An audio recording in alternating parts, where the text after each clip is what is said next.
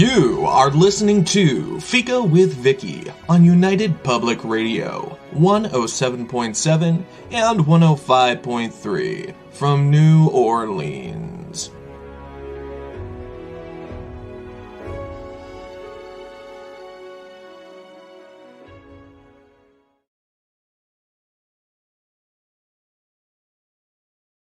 Hello, everyone, and welcome to Fika.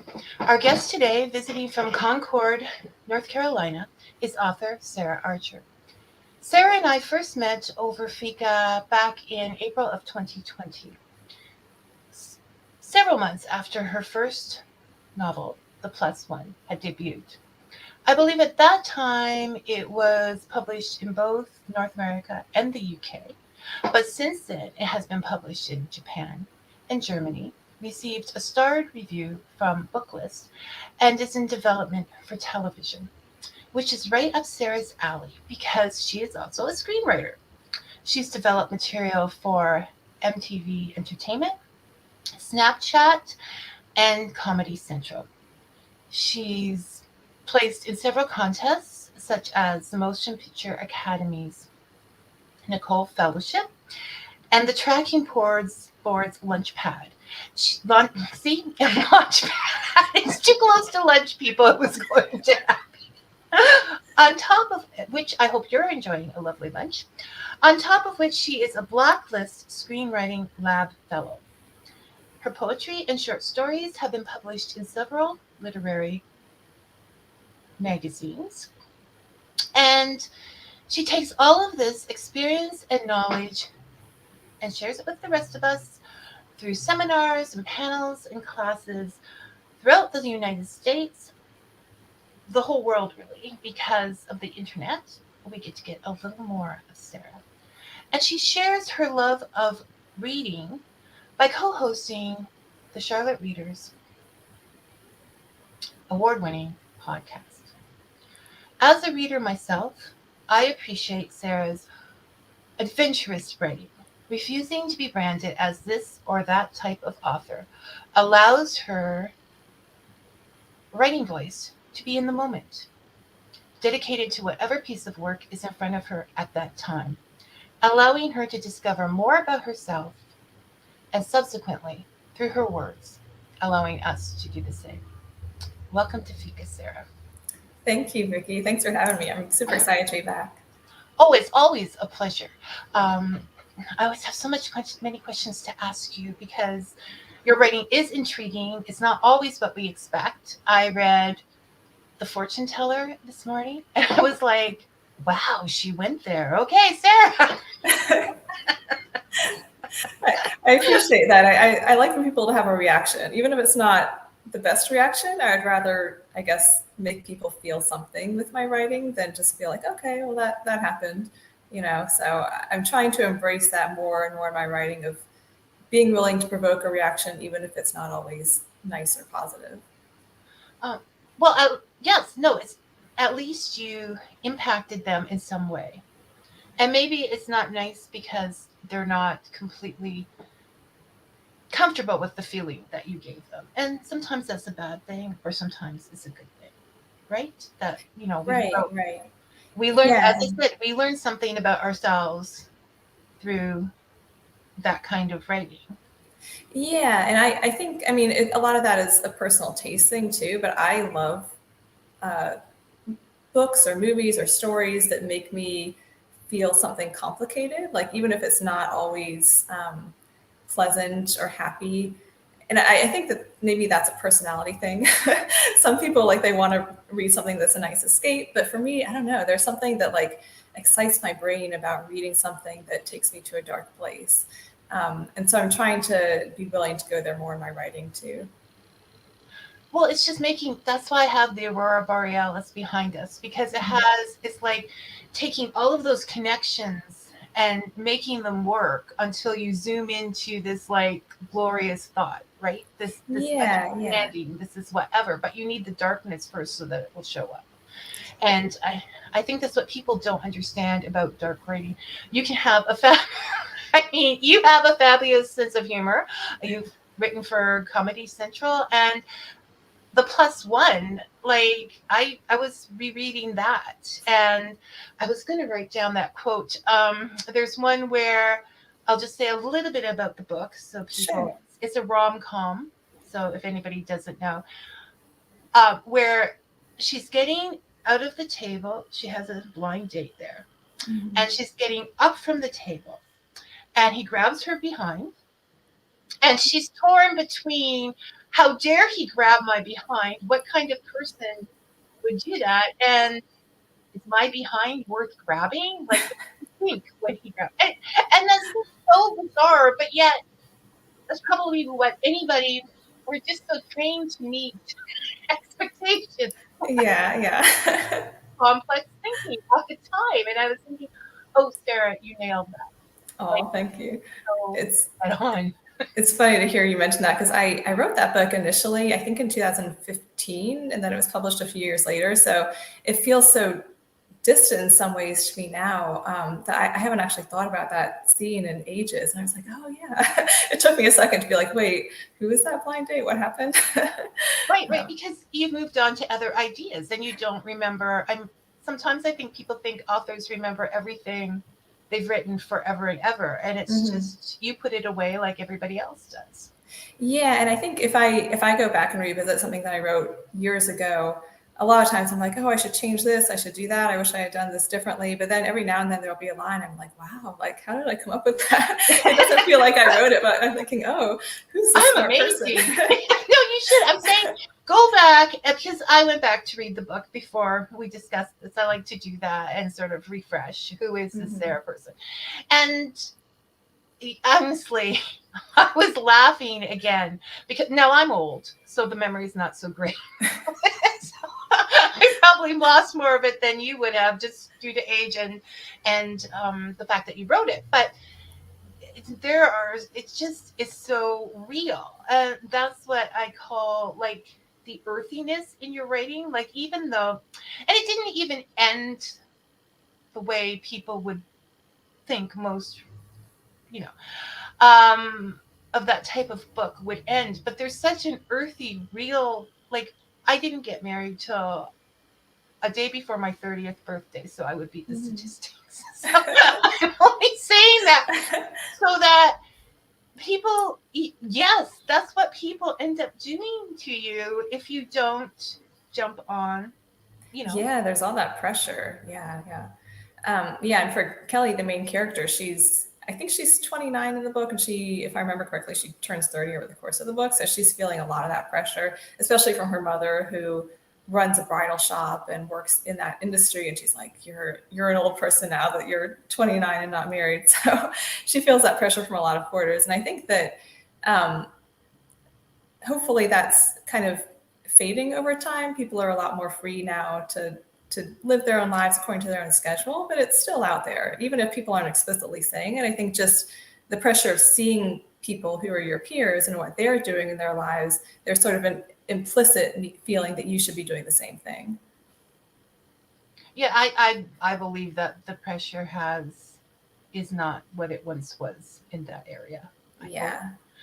Maybe it's just the circles I'm hanging out with.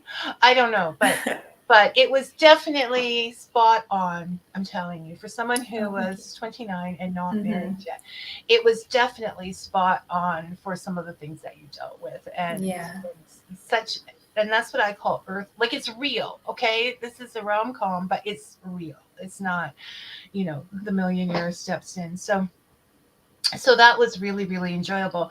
Now you have received success with this novel. And so how do you feel it has taken you, both writing in the world and the writer you want to be within? Like, why haven't we seen another one, Sarah? Well, I feel like I have a very complicated relationship with that book, with my first novel. In some ways, I feel very lucky that, it was the first time I ever even attempted to write a book, and I got an agent with it. I got traditionally published with it. It got optioned for TV. I feel very lucky with all of that, and I learned a lot from it, and it was a great experience, and it's been wonderful to connect with people like you who read the book and got something out of it. But I also feel like I went into that process knowing absolutely nothing about publishing. And in hindsight, there's some things that I've learned that I kind of wish I had done differently. Like for instance, in publishing, and I know we've talked a little bit about like the idea of being branded or pigeonholed into a certain area. There's a lot of pressure for an author to have a certain brand and to write one kind of book pretty consistently, because that way readers know what they're going to get, and so they come back. And so for publishers, it's a lot easier to make a profit off of your work that way. And for me, my background primarily before I wrote that book was in screenwriting, where there's still a little bit of that pressure, but there's not as much because people don't know who screenwriters are. Like nobody goes to a movie knowing, oh, this person wrote it and that's why I want to see it. So they don't really care. So you have a little bit more flexibility as a screenwriter to write different things in different genres.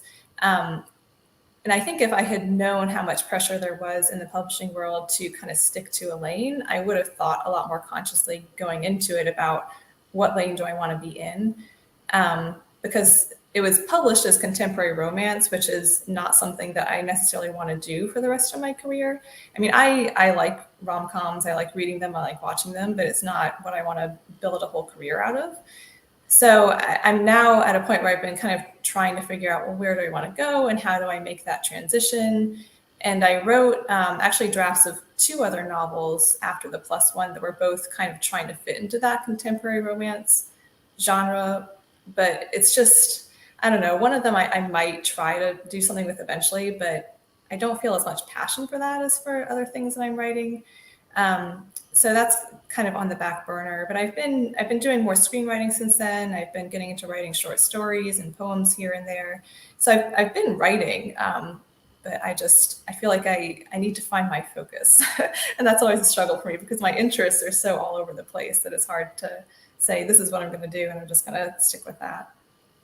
Well, even in the plus one, it isn't, as I mentioned, it isn't your typical romantic comedy. Yeah, that's true. It could also go under science fiction, fantasy, that kind of thing as well. So I can see that you have interest in many other different forms, and it's unfortunate that it's like that already with one book, that you can't say I have this masterpiece or just a fun bit of fluff that I've written and I want to try that as well. So we won't be seeing any more rom-coms from you in the near future. Well, probably not in the near future. Maybe someday. But no, you have to write it when you're young before you're cynical. Exactly. Before you know too much. Yes. So you're still figuring it out. There isn't, like you said before, you because I'm looking at your short stories that I have read, and there's definitely a kind of track with them.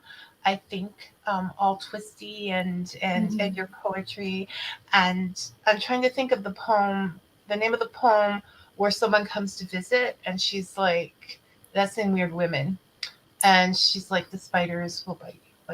Sit down. Oh, yeah. I think if that's the one, I think it was Good Housekeeping or something like that. I think I actually wrote that in a writer's group based on a prompt. So that was one that I wrote in like 15 minutes, but I just had a lot of fun with it. And it just made me think of because I'm typically like an introvert and a quiet person, and you're coming to my house and I know you're one of those people that's going to criticize it. So it just reminded me of me within. I want to say that. I want to say the things that so do you think you might lean towards a more I don't want to say gothic or horror, but yeah, I mean, I think I'm kind of finding myself naturally leaning more into things that are a little bit darker, a little bit more literary. Like with the short stories I've been writing, some of them are kind of straightforward literary fiction. Some of them, I guess, would fit more under sort of magical realism or speculative fiction. Like they'll have some kind of fantastical element, but I'm not really writing like Harry Potter kind of fantasy. No. Actually, I love magical realism. I like to have some real in my book, and then just have that little helpful element along that gives that surprise. So yes, I can see the magical magical realism. Yeah, I love things that kind of cross between genres in some way, and even the +1 was like that. Like you were saying, it's sci-fi, but it's also a rom-com. Especially my initial drafts of it had a little bit more of like a satirical bent. So I like things that live somewhere between genres. I like things that have both dark parts and some humor in them, and that are kind of in between worlds in some way. Like it feels like our real world, but it's a little bit tilted, I guess you could say. I don't know. That stuff like that always intrigues me. So maybe that's the direction that I find myself going in with my The writing. mysterious. Yeah. Like what is that thing lurking over there? That is it helpful? Is it dangerous? Right. Like in the fortune teller, right? Yeah. What is that gentleman doing over there? Nothing good.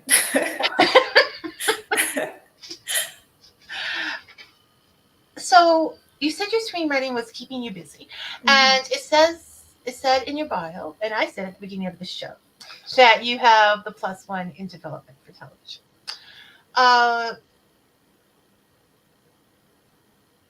How is that working out, and what other work do you have out there as far as that part of your career goes? So with the +1, it was optioned by a production company for TV, which I was actually really excited that they optioned it for a TV rather than a film, because I think that, it's a book, so it's a closed-ended story, so it'd almost be the more obvious thing to say, okay, we're going to make a movie or a TV movie out of this, and you could translate the story more directly that way. But to do it as a TV series, you would have to change it up a lot. And so I think that creatively that's exciting, because it gives you a lot more space to evolve the characters and maybe go in different directions with the story.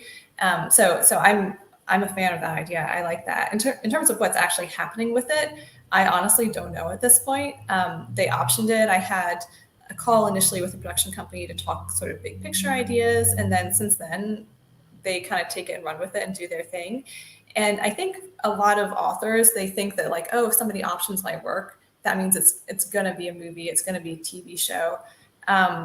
Unfortunately, that's not really the reality a lot of times. It's most of the time things that get optioned don't actually get made. So I'm not holding my breath, frankly, for it to actually go on air at any point. But they've got the rights to it, and so they can develop it and do with it what they want. I think for me, since I used to work in TV and film, I came into it already with that perspective, knowing that like, oh, an option is nice, and it means there's potential for something to happen and you get a little bit of extra money, which is great. But I wasn't thinking, oh, okay, now it's going to happen.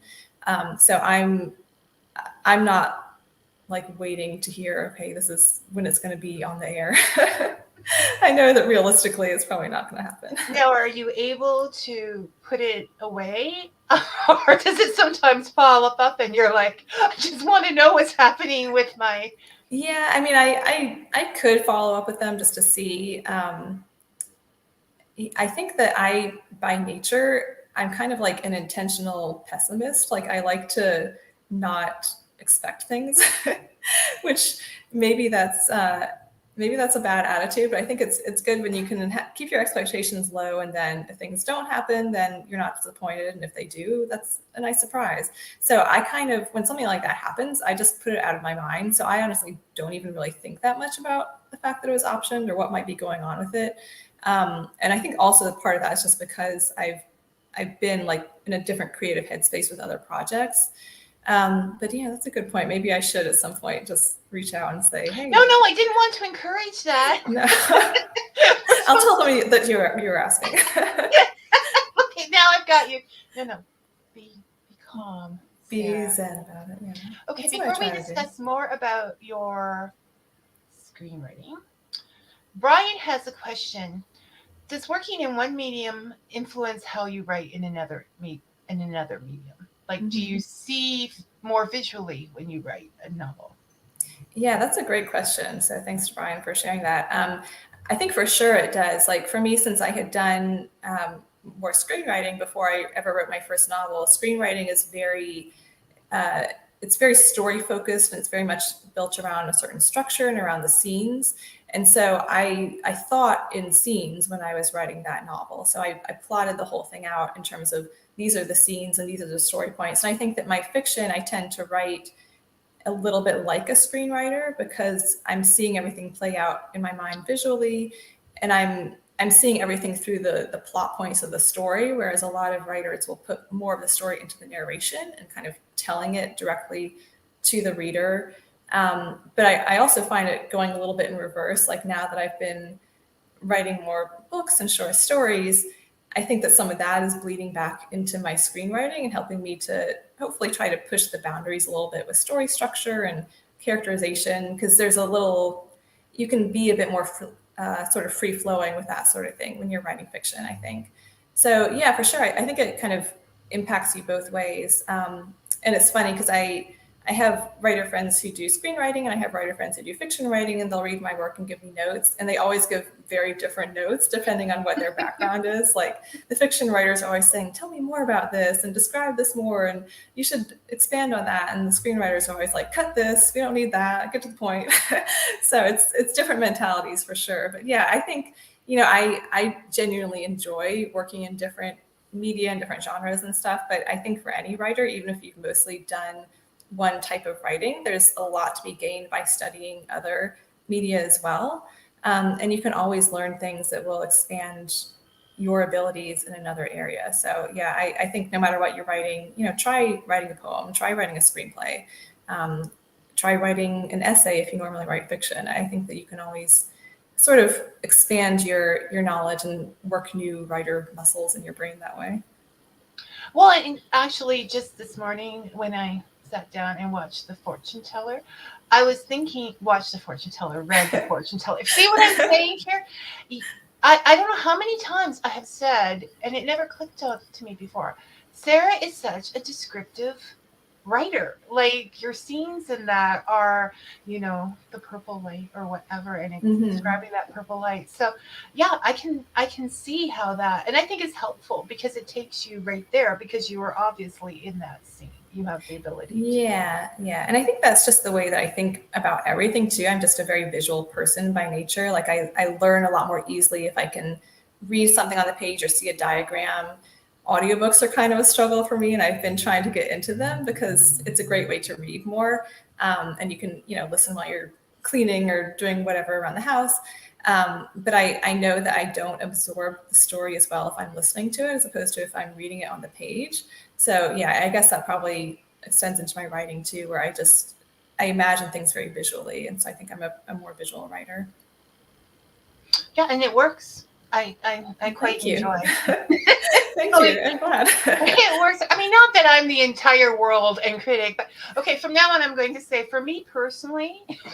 Well, they say, like, who are you writing for when you're writing something? And a lot of our authors will say, oh, my audience is me. Like, I'm writing for myself, but I'm going to write for Vicky now. I'm going to imagine you as my first reader. Well, then Vicky has to say right faster. Vicky has something she's supposed to be working on. And okay. Yeah, I promised myself I would not push authors anymore because there's a whole world out there and you got stuff to do and you get stuck and it's, it's not as easy as just sitting there and typing away. And sometimes the muse comes and sometimes it doesn't. and well, that's another thing. You said, okay, I'm not putting as much time in my writing as I should. Mm-hmm. Now, is that because you are so busy with, is it because you're so busy with the screenwriting or in the short stories and the podcasting and the blog and all the rest? Or is it because there's an avoidance there for some reason? Well, I think the time issue is more about just being busy because I do have a lot of different projects that I'm jumping between. And I have this book podcast I co-host, which is a big time commitment with that. And also just trying to do all the sort of like peery writing activities that go along with being an author, like being involved in writers groups and networking and going out to bookstore events and stuff like that, maintaining a blog, maintaining social media. Like you could spend your full time as a writer just doing the stuff about career development and never actually write. So I think that's something that I'm really trying to push myself to be better about, is making sure that I'm making time and space for the writing itself. Because there's so much other stuff that goes into it that can take up the time. But I have been writing, but I do think that maybe there's part of me that's avoiding writing another novel right now, just because I don't know exactly. I have ideas for sure, and I have ideas I've been making notes about, but it feels like such a big, I think because of my experience with the plus one, now I'm much more conscious of, okay, whatever I go out with next, I'm committing myself to, like, this is what I want to do for the foreseeable future. And so I'm a little bit afraid to publish something and then feel like I want to change again. So it's kind of easier to. You can publish and keep. I know. There are authors who have done that and who will publish things that are very different, but it's easier if you can kind of have a groove, at least for a while. It is commercially yeah, easier, and it is easier with publishers.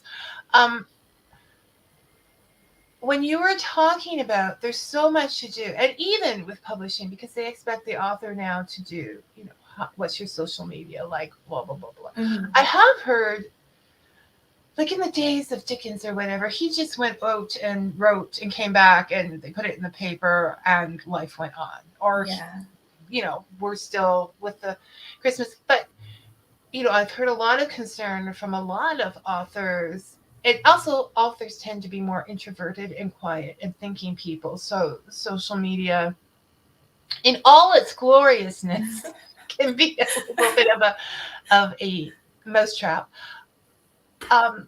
It is difficult to do all of that as well as write and balance your time. It's if you find the secret to that, Sarah, then come back and share it, because there's a whole lot of other writers looking for it. If I find the secret to it, I will make $1 million, because I'll publish a book. Every writer out there will want to know the secret. It's nonfiction. The secret for writers. Yes.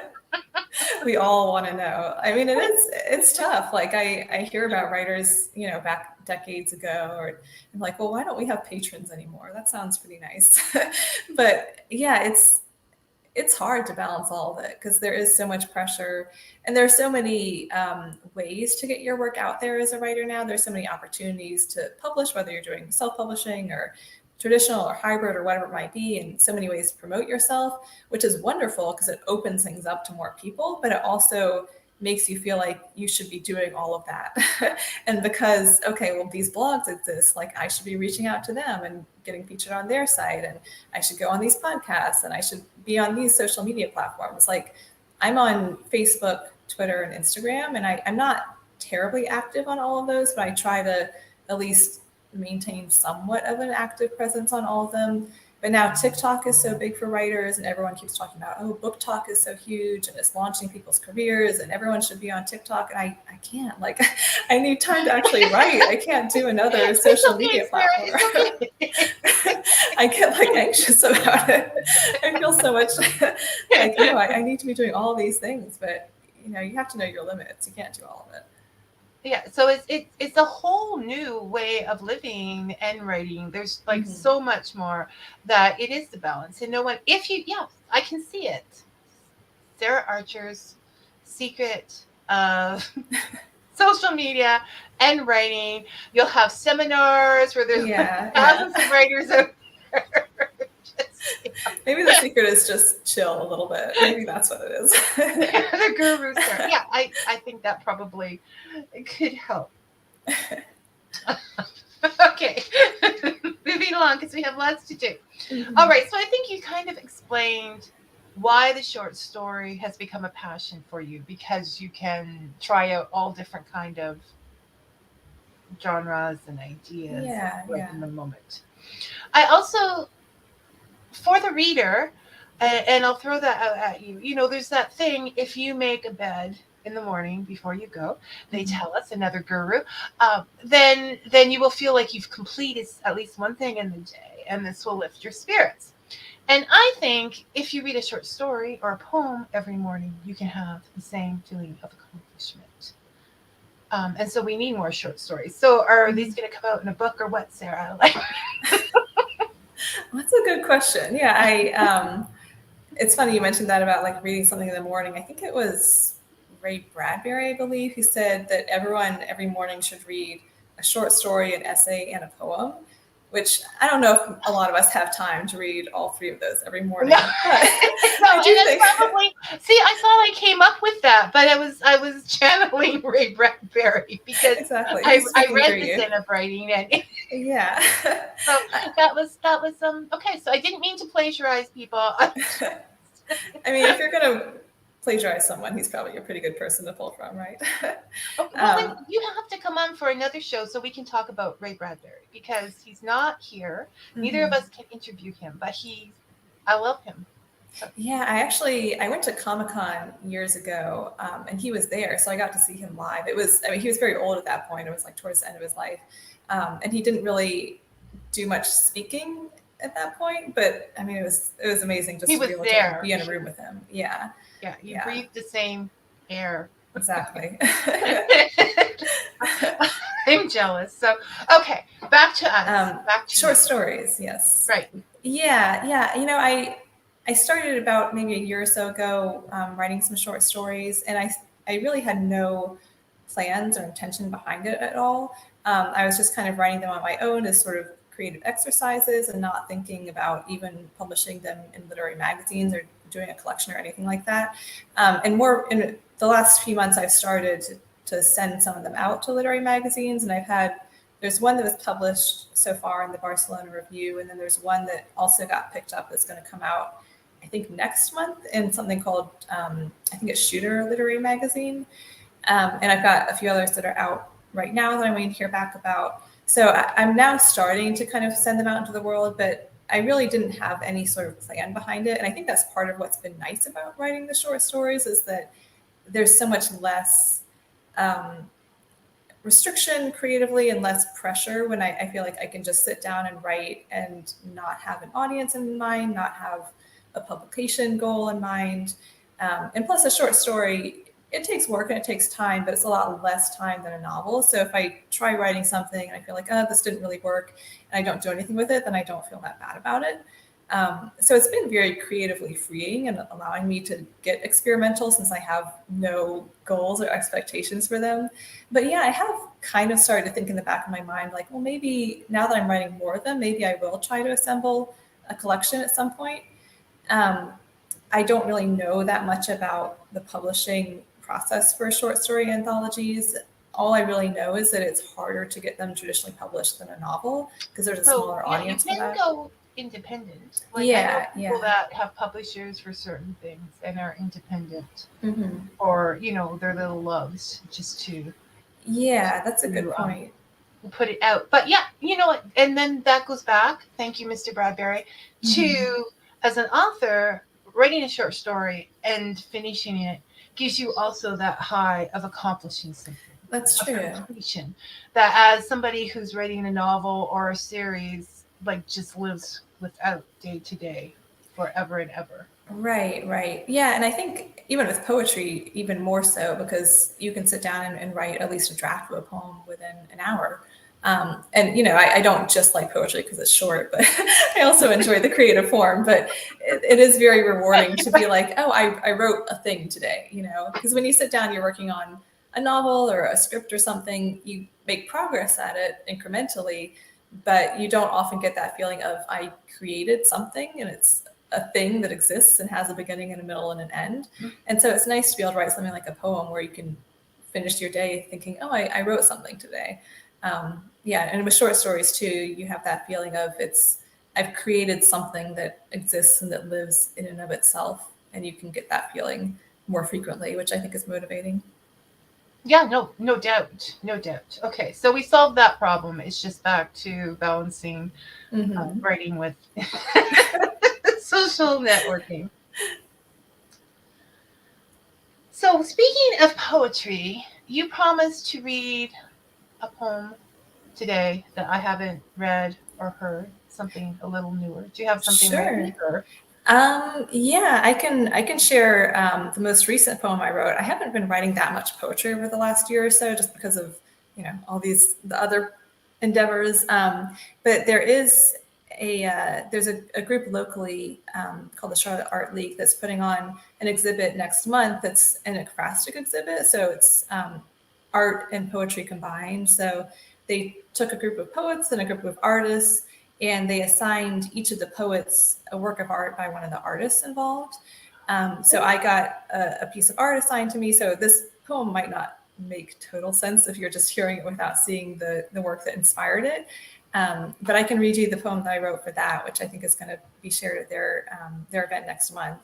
So let me pull that up. So Do you think you might post it later on social media with the picture on at a later date? Or? Yeah, I'll have to make sure that I can do that. I think that probably after the exhibition, they'd be fine with that. So hopefully I can post them both together.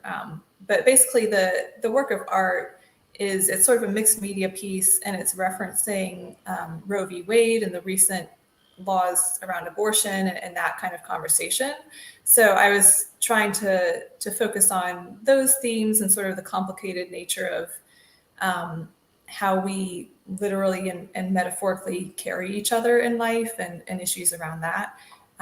So I can share that poem. Let's see.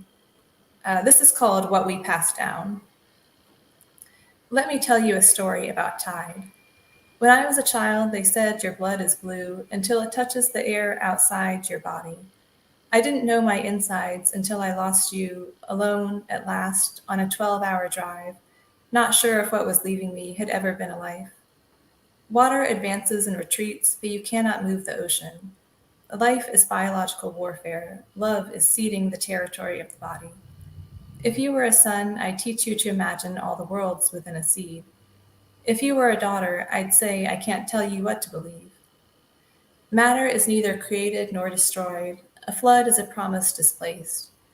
Justice is miscarried, all meaning is long removed. It's never ourselves we're born to carry. Your whole life you lurked in stolen blood. You shone like a cathedral window, red as a saint's hood. There's no end to the truths I could tell, but Story Hour has its time and place. Dear, don't go. You still have time to hear one more. Our choice is strength to bear each other's vigils. We die red, but oh, we make such angels. That's it. No, that's it. That's extraordinarily emotional. And once again, so different from anything. That was, Sarah. Once again, I don't have the word for it. It's very moving, very, very real to, that situation. Yeah. And that's something I've been trying to push myself over time, I think, to do with my writing is to get more personal and more real. Like the things that I used to write years ago would be a lot more sort of wacky, broad comedy, or even something like The Plus One that's like a very elevated concept that has a sci-fi element to it. And obviously some of what I've been writing now, something like The Fortune Teller, which you read, is not based on like my life or real people. Or anyone's really, I should hope. Yeah, I hope not. But yeah, I've been trying to, even if I'm not writing about, literally myself or people I know or anything like that, but at least to get like more real and dark with the themes and the emotions. Because I think that even if you're writing fantasy, sci-fi, magical realism, something that's removed from reality in some way, if you can make the people and the characters and the emotional experiences feel authentic, that's what makes really impactful writing, is exactly. When you read something and you recognize that. Exactly. So I've been trying to push for that. When people say, why do you talk about these characters like they're real? Because if you don't believe they're real, the readers aren't going. Yeah, exactly. And your characters are real. Like I say, I think you've developed much further than you think you have. Well, thank you. But yeah, that means a lot, and that helps to motivate me to keep pushing forward. So thank you. Yeah. Put out more for me to read out. I'm working on it. I'm trying. My reading list at the moment. I forgot. I started this again. It's wonderful to have an avalanche of books on you, but then you need time to actually read them, right? Right, and to get them done. I don't mean check them off the list. To understand them. Yes. Right. So yeah, I don't know what to say about that poem right now. It was definitely, it came from a deep, deep place. Yeah. So now the other two things that I talked about was the classes and the seminars and things like that. And you just did a seminar on writing for Writers Without Borders, right? Is that Yeah. on your Facebook page? Right. Yeah, there's a group that's hosted through the Charlotte Mecklenburg library system here locally. It's called Writers Beyond Borders, and it started during the pandemic, and it's on Zoom. They meet once a month, and it's typically about half people from the US and half people from other countries like India and Singapore who will log in, and they'll have a different guest speaker each month talking about some kind of writing topic.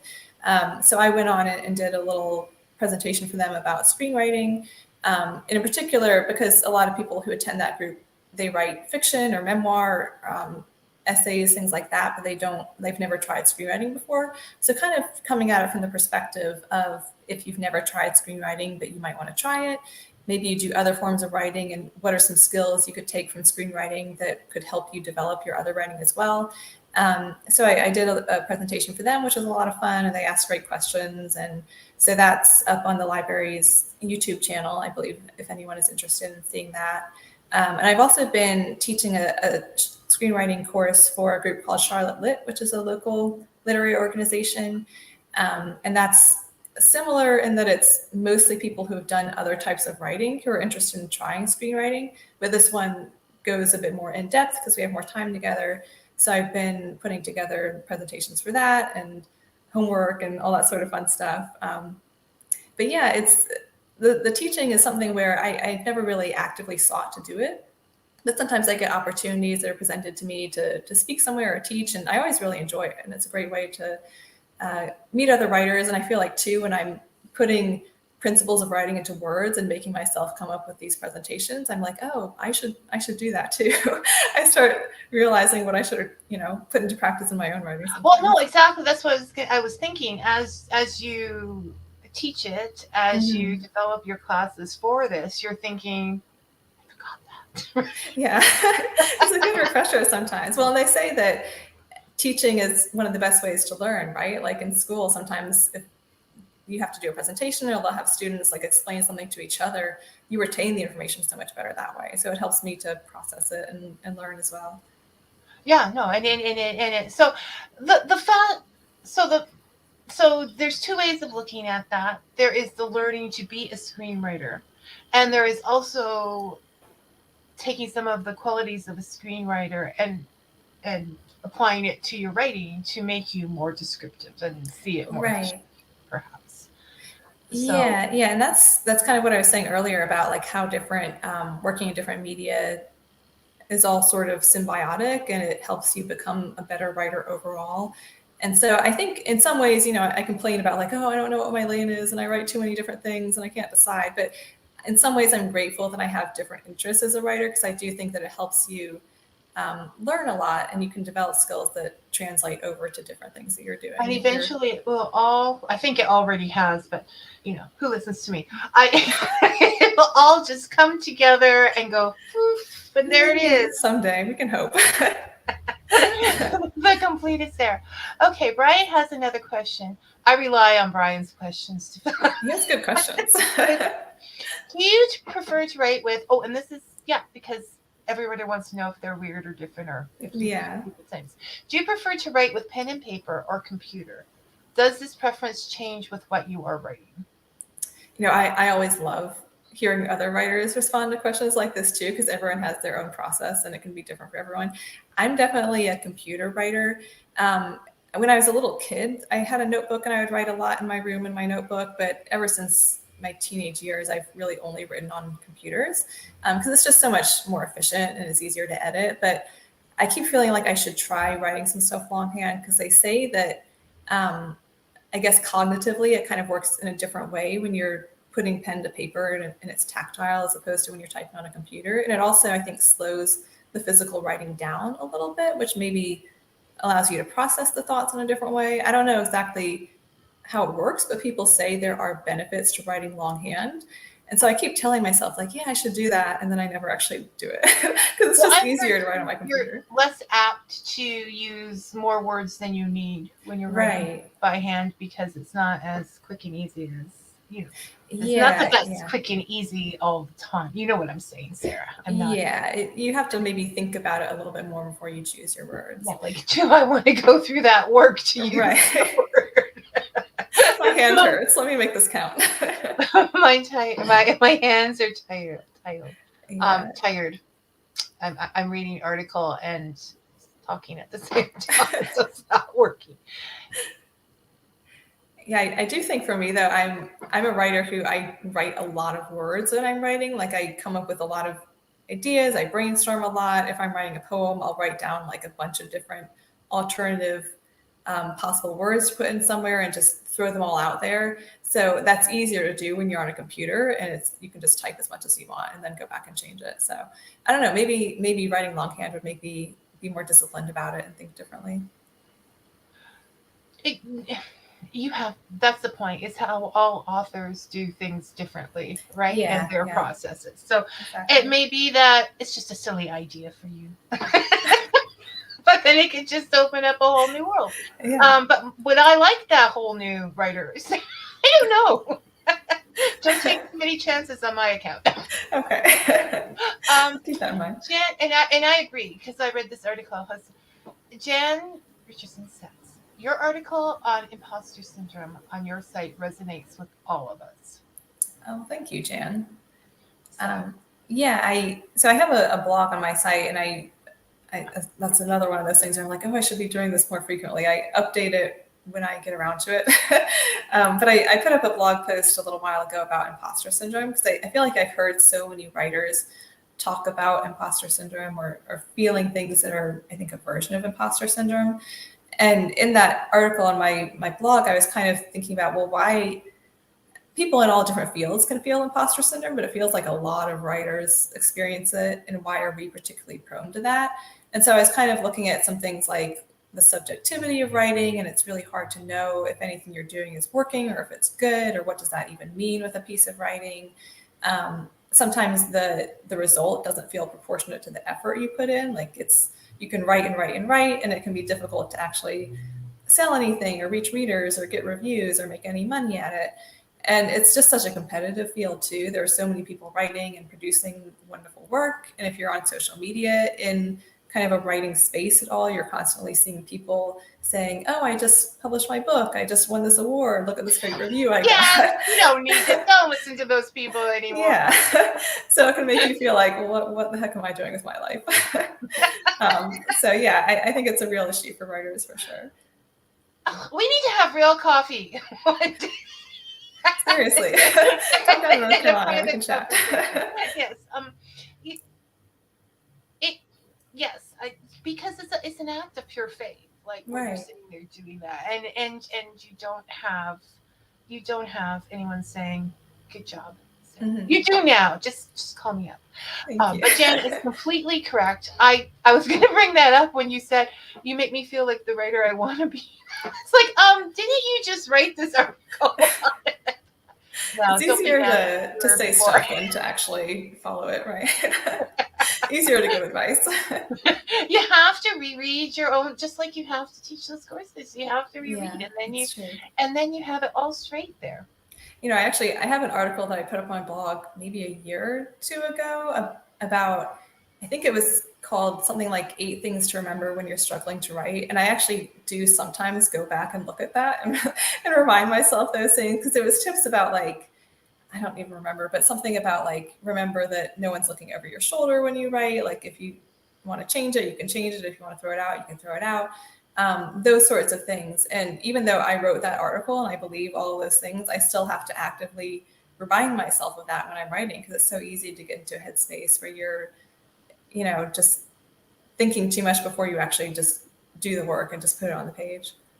That's the complication, right? You have to think to write, but if you think too much, you're going to just be sitting there looking at the blank paper. Yeah. So it takes a little bit. And just to show you, there is a thank you.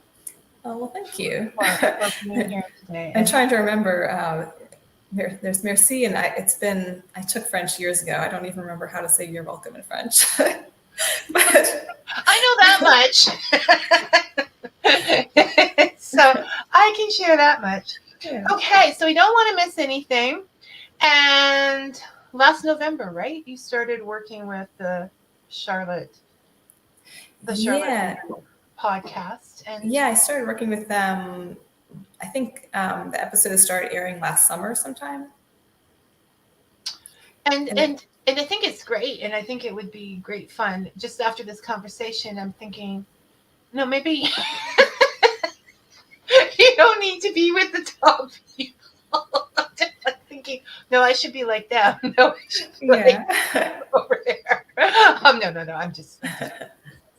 But so yes, you're really enjoying it, and you're meeting a lot of.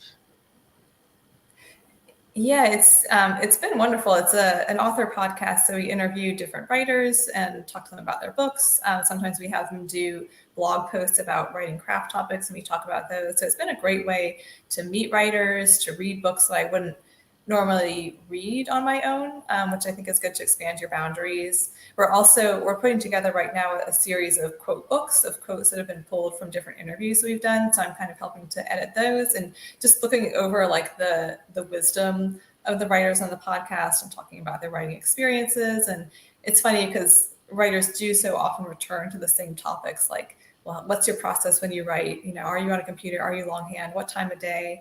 Or talking about things like imposter syndrome and rejection, and how do you persevere through the kind of more personal, emotional struggles of writing. And everyone has like slightly different perspectives on those things. So yeah, it's been a real joy for me. I always love meeting writers and talking to other writers. I feel like most of my friends are writers in one capacity or another. And yeah, it's a great way to bond with someone, because I think it's a unique experience that you don't totally get unless you're in it.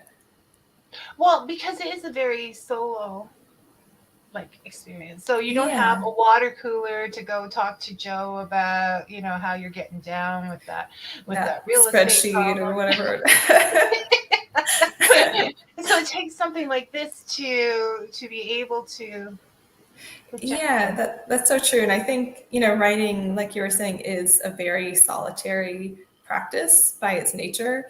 And so you have to kind of push yourself to get out of that if you want to not be a total hermit, and meet other people and talk to other writers. And for me, even though I do think that sometimes I struggle to balance the timing of it all with my actual writing, but it's also one of my favorite parts about writing is being able to meet other writers and read their work and go to their events and be involved in writing critique groups where we share work with each other and give each other notes, and interviewing authors on the podcast. I love being part of that community. It's a huge community. It's very supportive. There's something for everyone. So yeah, I always encourage writers to get out there and meet each other. We're not that scary. And the internet has been such a help, I think. Yeah. I mean, every social media platform pretty much has a very active writing community on it. Instagram in particular, I found, is a great way to meet and connect with other writers and readers. I have writers groups that I found through the internet. I have one writers group that I joined in New York when I was living there a few years ago, and then they went to a Zoom platform over the pandemic, and I was able to come back and join them again, and now I can do their meetings remotely. So yeah, it's a great way to be involved with people from all over. But you're crazy. No, I hear you. I'm just remember we talked about learning how to do. Brian's back, and he says writing isn't always solitary. My characters love to chat to me at all hours of the day and night. Sometimes they have parties, but never invite me. Oh. It's kind of rude. You created them and they don't invite you. Being rude, right? They wake you up. Right. No, that's very true. They're demanding. All the voices in my head keep me company. Yeah, aren't those characters in those books in your closet sometimes knocking at the closet door? Oh yeah, that's true. Yeah. I think that writers, and probably a lot of people feel this way too, but as much as it's great to get out and meet other people and be social, I'm never bored if I'm alone. I've always got enough stuff going on upstairs that I can just talk to those characters for sure. I think that the other day I was looking at some audio equipment and it was like, okay, I'm this old and now I can't sleep because I'm obsessed by audio equipment for the first time in my life. It's never boring in my head, and I Yeah, don't think it's boring in any writer's heads because there's always that backtrack of the other world. exactly. And look at that child, like that would be a perfect character in. Yeah, Such, I have like it's probably like 100 pages, single spaced, just a running Word document that I've kept for years of ideas. And some of them are more fully fleshed out. Some of them might just be like a line or an idea for a character. But yeah, like inspiration is never the problem. I think harnessing it and turning it into something can be tough, but there's so many yeah. ideas out there.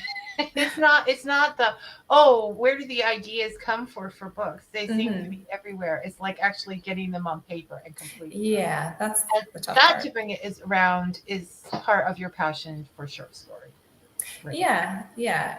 I think that that's one of the nice things about short stories is you can explore so many different characters and just explore more worlds. And I don't know, I've been feeling like just personally, it's kind of hard to be a person or be in a person's head for more than like 5 to 10,000 words at a time.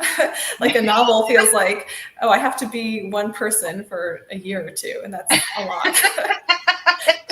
I like to be different people on different days. So. So not only I was going to call this, no, what's going to call Sarah Archer discovering herself, but now I have to add and separating herself from the imaginary people. No, you do get wrapped up in it, and you get cranky, and Yeah. and your husband's like, "Hi, honey, how are you?" And you're like, "Go away." He's used to it. He's been there. So, well, I think. Thank you. Was there anything we missed, Sarah? Is there anything you want to say?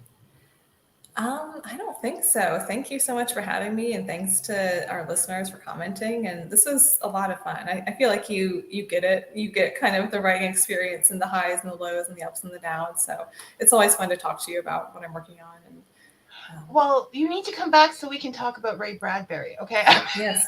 There are other conversations that other people don't always want to get into, but I fell in love with him to a degree this summer more than I was in love with him before, Mhm. and so I got to chat about. Have you read Dandelion Wine? I think that's my favorite that I've read. I haven't. I was reading The Zen of Writing just because I was reading that, and then that. Amazingly enough, I didn't have to read it in school, so I had never read Fahrenheit 451.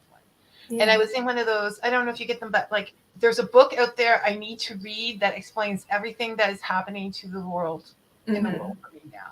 And I was just going through books. I wasn't actually throwing the books. But, so after I was reading that, I'm like, well, I know I like The Halloween Tree. I knew I liked Something Wicked This Way Comes. Perhaps I should give this a try. And it was the book, Sarah. It was the book I was looking for. It's a little too real these days, maybe. He does it like he wrote that back then, and I look, and the here we are on the internet. So computer gods don't get me, but you've done that before. But like, how close could he get? Yeah, it's scary to even something that was written decades ago. The themes definitely hold true. Yes, no. It just about the empathy, about the lack of connection. I'm going to go overtime, so we need to come back and talk about Bradbury, and I'll be. I'm down. Let me know. I'm always ready. And so thank you, Sarah. Okay, we will talk to you later. All right. Bye. Thank you. Take care. Okay, that was a lovely conversation with Sarah. I'm just going to let you know who we have visiting us next week. We have Barbara Van Katterman. She is the author of the Jamie Quinn Cozy Mystery Series, and I was all caught up, but then she wrote another book. I wasn't aware of it. And so this week I'll be reading the last in that series. Well, the last one so far. I don't know if it's the last in the series. She is also the co-author of Accidental Activist, which she wrote with her son, Josh. It's an amazing true story, of finding justice in the world. And Josh was the actual accidental activist in the book, as well as she is also a short story writer and loves to do that, and a lot of flash fiction, which is the art of writing a whole story in approximately 100 words, and that's definitely something I want to look into. So thank you for listening, everyone, and until we're talking next week and we're visiting with Barbara, may your coffee be hot and your stories sweet. And